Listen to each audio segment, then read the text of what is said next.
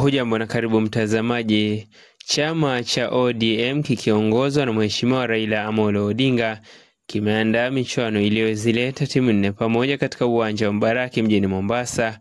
Chama cha Chungwa kiliwakilishwa na naibu kiongozi wa chama hicho Simba Arati. Michuano hiyo ni ya kusherehekea miaka 20 tangu kuasisiwa kwa chama hicho.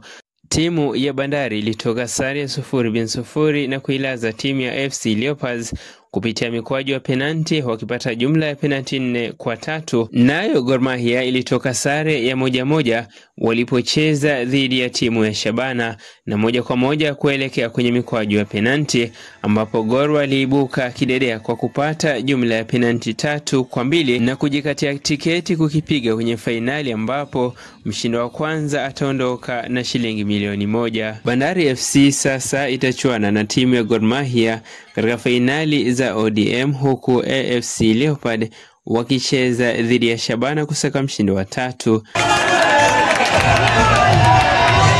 Mimi ni Abdalla Abrari na hii ni Abrar TV.